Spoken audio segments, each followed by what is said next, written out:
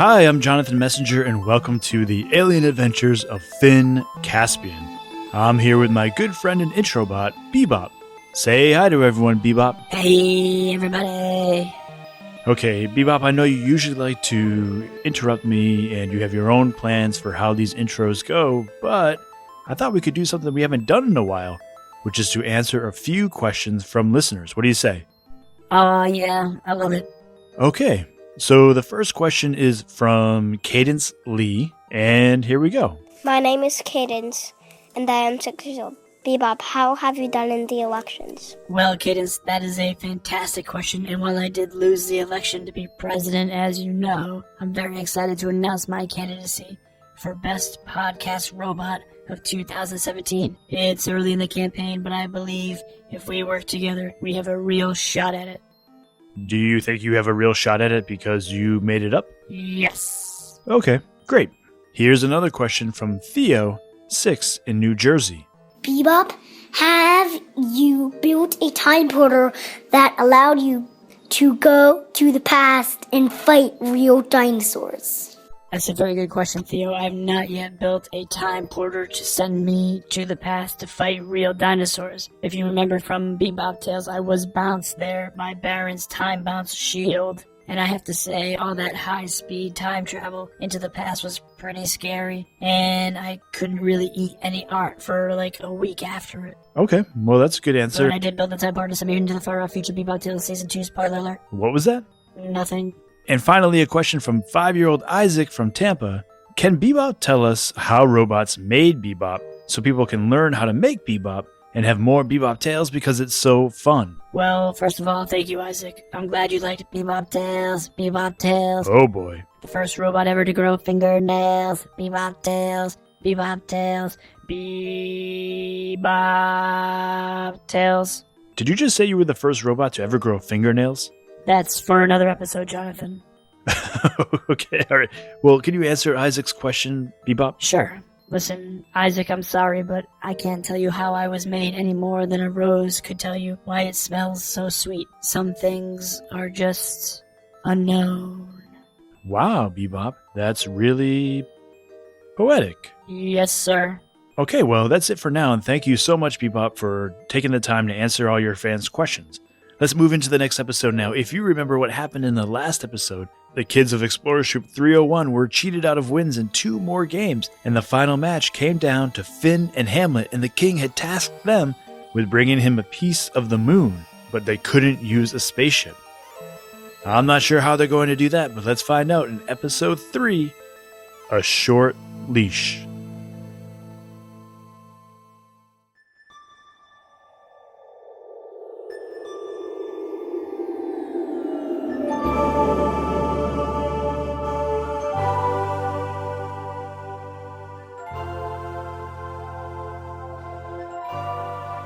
The king had given the teams the night to think up a plan.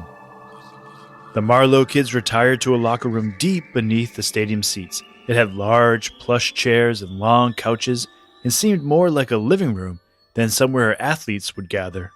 They knew that the Shakespeare kids were in a similar room on the other side of the stadium, but what they didn't know was how they were going to get up to a moon a couple 100,000 miles away from the planet without a spaceship. "It doesn't make any sense," said Vale. "How are we supposed to get a piece of a moon without our pod to even get up there?" "Maybe he meant it metaphorically," said Finn. "Maybe we're supposed to give him a piece of the moon, like we give him an idea of what the moon is like, or give him the essence of the moon, not an actual moon rock." "What do you mean?" said Elias. "Well, look, you can give someone a piece or a part of something, like they can understand something better through a picture or a story or a poem," said Finn. "Maybe I should write a poem." "A poem," said Paige. "Like what? Like, roses are red, violets are blue, your planet's down here, and hey look, there's the moon?" "That's not exactly what I had in mind," said Finn.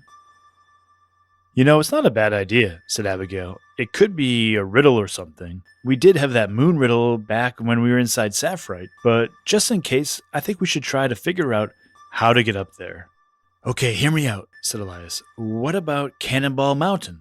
Maybe we could tunnel into the side of Cannonball Mountain, figure out how it shoots its cannonballs, upgrade it, make it more powerful, and then fire a cannonball at the moon. The cannonball would hit the moon, make a huge crater, a piece of the moon would go flying off, and then maybe we could make a giant magnet in a huge net, and then suck it down into the net here on the planet for us to catch, and then bam! We win. They all looked at Elias. Yeah, okay, fine, he said. That probably won't work. What if I could get my hands on a rocket sled again? Said Vale. Then you could just take that up. I think that counts as a spaceship, Vale, said Paige. Hey, you know those big hairy guards the king has? Said Paige. Finn, I bet if you rolled yourself up into a little ball, one of those guys could probably throw you all the way up there.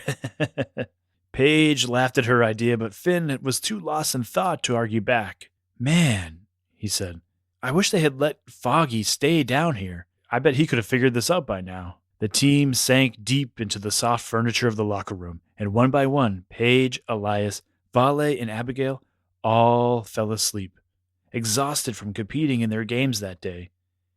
Finn stayed awake, pacing in the room, partially because he was still racking his brain, trying to come up with a solution, and partially because he didn't trust the Shakespeare kids to leave them alone.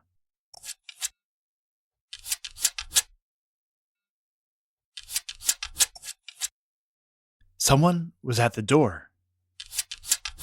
Finn watched as the doorknob rattled. Abigail, he whispered.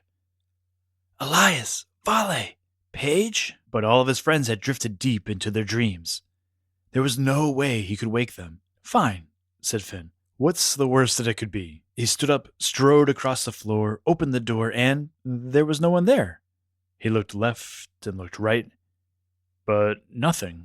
Was the stress of trying to figure out the king's request finally cracking him up? He gently closed the door, turned around, and "Ah!" he yelled. There, sitting on its hind legs, was the Shakespeare's robot dog. Aw, hey, little fella, Finn said. Did you get lost? The dog looked at him but didn't say anything. Did you think this was the Shakespeare kids' room? Do you know how to get back there? Man, I'm a dog. Do you think dogs get lost? Also, I'm a robot. Do you think robots get lost? And do you think that robot dogs get lost? So no, I'm actually here to see you. Me? Said Finn. Why me? Wait, you can talk? Of course I can talk. I'm a robot dog. I'm a robot dog. Not some animal that chases squirrels. Although if you see any squirrels or squirrel-like animals, do let me know because, whoo, man, it's been a while since what was I saying? The robot dog's tail was wagging furiously. You were saying how you can talk. Oh yeah, of course I can talk. Why would you ever make a robot that couldn't talk? But between you and me, don't tell Hamlet or any of those three chuckleheads from the Shakespeare. They never cared one way or another about me anyways. Finn couldn't help feeling sorry for the dog. He reached out and patted him on the head. It's pretty easy for me not to tell the Shakespeare kids something, said Finn. They're not exactly beating down my door to be friends. Which reminds me, why are you here? Because your friend Abigail over there was really nice to me. And the rest of you seem pretty nice too, so I think there's something you ought to see. The dog got back on its four legs and trotted over to the door. He looked back at Finn and gave a little growl. I can talk, said the dog. But I'm still a dog. You mind helping a doggy out here? Oh, right, said Finn. He turned the doorknob and followed the dog out the door. Listen, the Shakespeare kids were lying to you when they said that I was just a pet, said the dog, as they walked quietly through the hallways beneath the stadium seating. I've been aboard that station since day one. I was one of their first robots. They made me to help them search planets. But as time wore on and the Shakespeare got more so-called advanced robots, they deactivated me. Felt like they didn't need me anymore. But they'd heard a rumor that there was going to be a maze in this Olympics. So they powered me back up and brought me along, thinking I might be able to sneak into the maze and help sniff a way out. But they got so greedy and got caught cheating in the first two games, they didn't risk using me in the third. Okay, shh. We're gonna step outside right here, but stay low and don't let anyone see you. Finn felt a little nervous about this. Why was he trusting this dog again? And where was this dog leading him? And why was he just letting the dog lead him anywhere?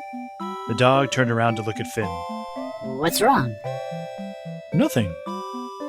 Let me guess. You're feeling a little nervous. No. And you don't know why you should trust me. No. And you're wondering why you're just letting me lead you anywhere. Can you read minds? No. It's exactly what any smart kid would be thinking right now. I don't blame you, but look, let's go through this door, and then you'll see that you can trust me. Finn followed the dog out onto a concourse at the top of the stadium, the edge of the walls facing out onto the orange grass. There were flags above him whipping in the wind, and Finn felt like he could very easily be blown off the edge. He hugged one of the flagpoles, and his eyes darted around the fields beyond the stadium. Finn looked over at the dog, confused. "Why are we up here?" Look, said the dog. Finn followed where the dog was pointing. Out about 100 yards from the stadium, he could just make out the Shakespeare's small ship sitting in the dark. There was a pale glow from inside, and Finn could make out the shadow of someone sitting at the main controls. "It's Hamlet, isn't it?" said Finn. The dog nodded. "So what, he's going to sneak up to the moon in the spaceship right now? That's ridiculous. The king and everyone else would see and hear him." it's actually not as ridiculous as it seems. About a year ago, the Shakespeare had a near disaster. It crashed into an invisible planet. Never saw it coming. It caused a big controversy, and the Shakespeare ended up stranded for months trying to pay off all the damage it had done. But they also negotiated for some of the technology that the planet had. "A cloaking device?" said Finn. He looked out at the ship and he felt hopeless. "What are we going to do? I guess we have to go tell the king that they're cheating again," Well, you could, said the dog. but by the time you're done explaining yourself, Hamlet could be back. And you still won't have the solution for getting a piece of the moon anyhow. "Okay," said Finn. "Just tell me what you want me to do. You obviously brought me here with a plan in mind." I'm so glad you asked. He turned and faced the edge of the stadium. A small hatch on his back opened up, and a short leash snaked out. Grab on and hop on. Don't be shy. Finn took the leash in his hand and tried to sit down on the dog's back. But the dog was so small he felt like a giant trying to ride a tricycle. "This is a little bit awkward." The dog fell off the side of the stadium. He and Finn dove straight down. They streaked toward the ground, just narrowly avoiding tree branches along the way. Ah! Just as they were about to hit the ground, boosters in the dog's feet kicked on, and they swooped out. So close were they to colliding with the planet that the orange grass tickled Finn's nose as he flew behind the dog, holding onto the leash with everything that he had. Eventually, he pulled himself back onto the dog and wrapped his legs around its body. "You're out of your mind," said Finn. "If you wanted to kill me, you're going through an awful lot of trouble." The dog laughed as they entered a forest, dodging above downed trees and below low branches. Wait until we get a little farther from the stadium. I don't want Hamlet to hear us. The dog emerged into a clearing and began flying in circles. "What are you doing?" said Finn. Hold on a second. I just need to work up a little more speed. The dog flew faster, faster, faster, and faster. And then the end of its tail flared out, revealing a giant rocket engine. Did I mention I'm also a rocket dog? The dog's engine powered up, and Finn, holding on now with his arms around the dog's neck, flew with it straight off the planet and on toward the moon. He looked back and he saw the Shakespeare's pod blink out of sight. The cloaking device turned on.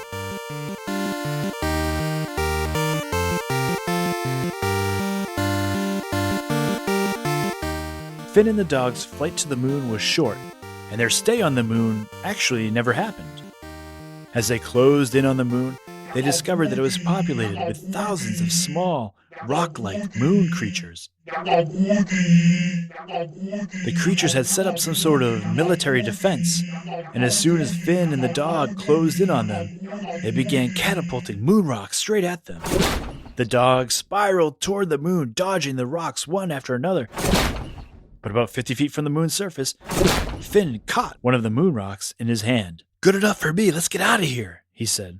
And the dog quickly spun around and headed back toward the stadium. The little moon creatures cheered their victory.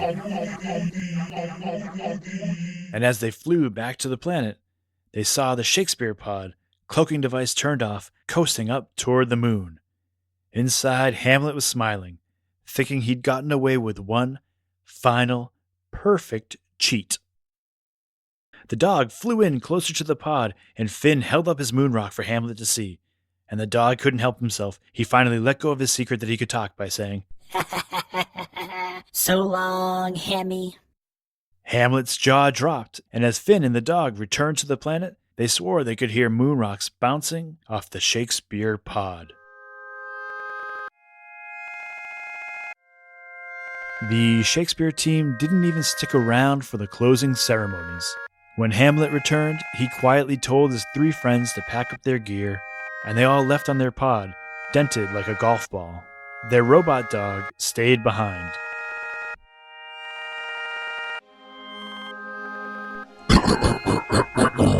This is mighty impressive, Finn Caspian of the Marlowe 280.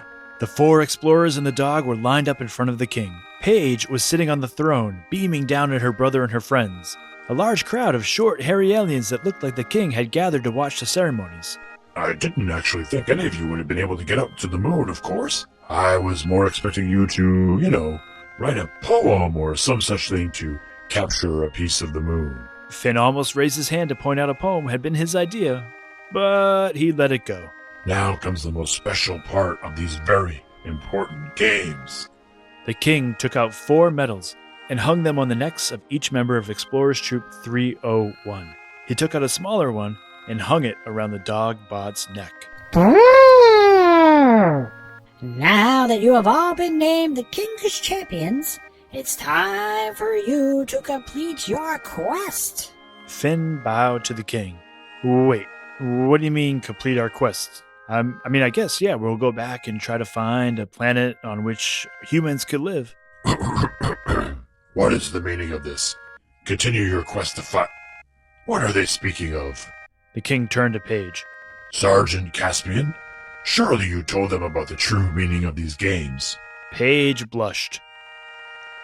I kind of fell asleep last night before I could. The king looked angrily at the team. These were no ordinary games. The fate of our planet depended upon true pilots, athletes, puzzlers, and detectives winning these games. That is why I didn't disqualify those Shakespeare cheaters out of hand. We couldn't afford to turn anyone away. Paige spoke next, quietly, embarrassed and afraid about what she had to say, but Finn could barely believe what he heard. The king is sick, she said. That's why he's always coughing like that. He organized these games to find champions. There's an amulet that protected the king, kept him healthy, but just a couple of weeks ago, someone stole it. He wants us, you guys, now that you won, to find the amulet. The king looked out solemnly at the explorers. Abigail stepped forward. Your Highness, we're all sorry to hear you're sick, but this isn't what we signed on for. Our parents are waiting for us back on the Marlowe. We have our own job to do, and we wouldn't even know where to begin to look for your amulet. The crowd booed and jeered mercilessly. The king nodded.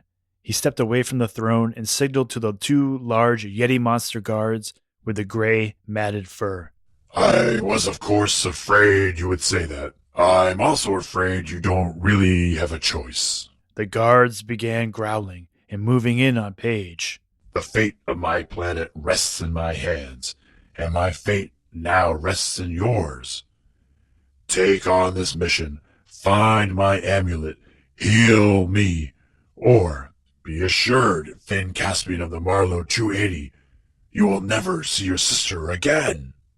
Paige stood up, sweating in her spacesuit. As the 2 gray Yeti guards grabbed her, she yelled, Finn! And Finn tried to dash up the steps to stop the monsters, but the one guard threw her over her shoulder and disappeared behind the torch, and before he made it up 3 steps, the other guards had closed them off. You can't do this, yelled Finn. We were just playing games. She's only 6 years old. The king shook his head and began to follow his guards. He turned to Finn one last time. I am truly sorry it has come to this. We've sent out 10 search parties, and none have returned. It is up to you to find the amulet. I wish there was another way. The king disappeared. The kids were dumbstruck. Abigail gave Finn a hug, and Elias and Vale joined in. Excuse me, but this might help you in your search. The little trumpet alien handed Finn a map with a planet circled on it. This is where I would start the search if I were you.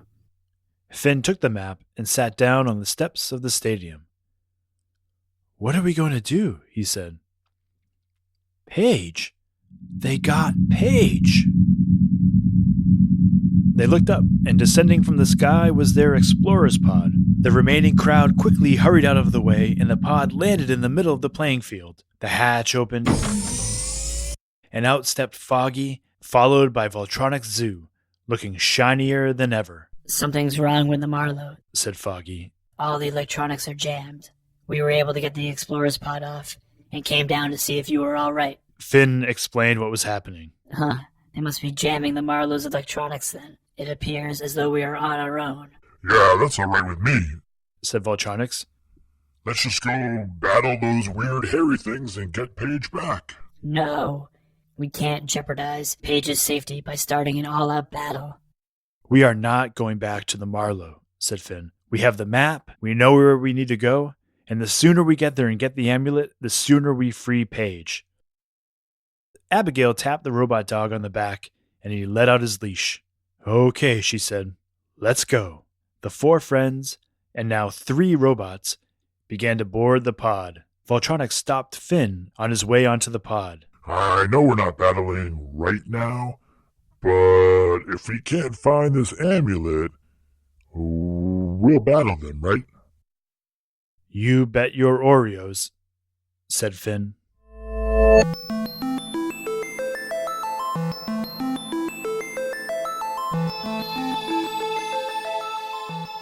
Okay, so here we are at the end of episode 3, and I'm with my editor, as always, my son, 7-year-old Griffin Messenger, here to tell me how amazing that episode was. Say hi, everybody, Griff. Hi. And you want to say just how much you love that episode? Pretty good. It's a little bit of tension in whether you were going to actually say you liked it or not, or if it's just going to be pretty good. All right, so you had a question. You want to ask your question? I wonder if those little moon invaders were actually getting ready to battle. You wonder if they were getting ready to battle the king, you mean? Yeah. Yeah, I don't know. They might be just one of those, they might be very protective of their moon, or they might be getting ready to invade the planet. I don't know. Or it might have just been for the games. Yeah, they might have just been excited about the games. As the season goes on, would you like to see more of them? Yeah. Maybe we'll see more of them as the season goes on. I don't know. Like they might try and invade the explorers. Like, they could be like the bad guys in this season. They might be. Who knows? We'll see. Okay, so did you have another question? Or you had an idea more than a question, I guess. Oh, yeah. We could use a name for that robot dog. That's true. Right now, the robot dog is just known as Dog or Dogbot. Or Bot Dog. But we probably do need a name. Do you think we should ask listeners for a name of the robot dog? Yeah. Well, it's interesting because the robots on the show, with the exception of Voltronic Zoo, all got their personality through books, right? Like Foggy got his personality through a book. Yeah. But this robot dog was made on the Shakespeare where they don't do that. So I guess he does need a name. All right. So if you have a suggestion for what you want the dog's name to be, email earth@finncaspian.com and maybe we'll have another Bebop-style vote for what the dog's name should be. Okay, so our art today. We got something from 5-year-old Charlotte from Columbus, Ohio. She drew Bebop eating one of my Picassos, one of my many, many rare Picasso paintings. Charlotte, I love this drawing, but it makes me so angry that Bebop ate my Picasso. And we also got a drawing from Gus, who's 6 from Seattle. He drew 4 drawings, including one of Bebop breaking out of jail. Why do you think Bebop would be in jail? For eating art at the museum. So Bebop went into a museum and started eating the art? Yeah. Well, maybe that'll be, maybe Bebop might tell a story like that in Bebop Tales Season 2. Yeah, and I read his diary. And knows he has already recorded the whole season. Is that right? I didn't know that. He's not going to be happy that you read his diary. No. All right, and so we have Finn Francis, who drew an amazing picture of Foggy and Finn, and this really cool drawing of the buildings in the lost city of Atenua. And then we got another drawing from Witten, who's 4, from Northfield, Minnesota, who drew a whole lot of planets and other things that have been in the show for us. It's really cool. Thank you so much, Witten. And a quick shout out to Rosie from Shutesbury, Massachusetts, who drew the floating alien, the trumpet alien, and more from season 2. I think she's our first artist, our first chef to draw something from season 2. So thank you so much, Rosie, from that. All right, so we got a couple of jokes. So this joke is from Jack from Brisbane, Australia. I think I pronounced that right. What do you call milk in space? I don't know. The Milky Way. All right, we also got Luke, who is 7 from Seattle. He wanted to send a joke as well. What do aliens use to eat their salsa with? I don't know. Space chips. That's a great one, too. Thank you, Luke, for that. And now here is a joke from Saya. Hello, my name is Saya Makevich. I am 10 years old. I live in North Carolina.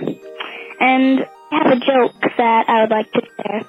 What do you call a surprised alien spaceship? A UFO! That was great. Thank you so much, Saya, for that joke. Okay. And of course, maybe you already figured it out, but our sound from our listeners today from Griffin's Sound Club came from Leaf from San Diego with his Yakagudi sound. You may have heard that in the Griffin Sound Club before. And that was the sound that the moon creatures made when Finn and the Dogbot went up to the moon. Okay. All right. Anything else you wanted to talk about today? No. All right. Now that we're done recording, it's time to go read. What new book are we going to read tonight? Spiderwick. That's right. The Spiderwick Chronicles. We're going to start that tonight. Looking forward to reading that. All right. Want to say bye? Bye, bye, bye. All right. Bye, everybody.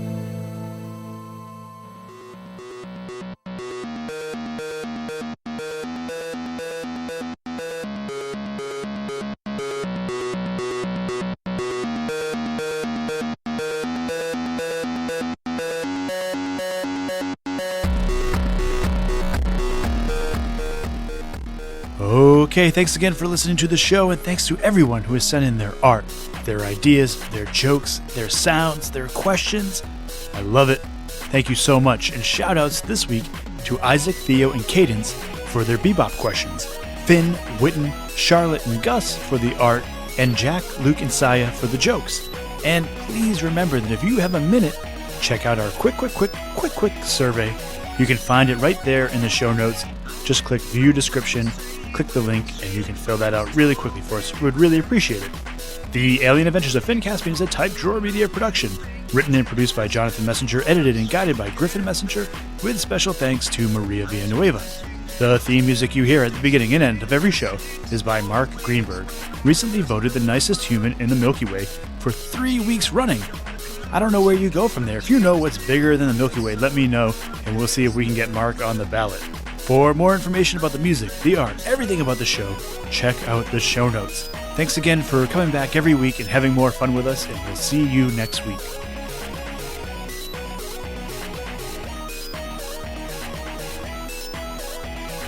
Hey, Jonathan, have you seen my diary? Griffin.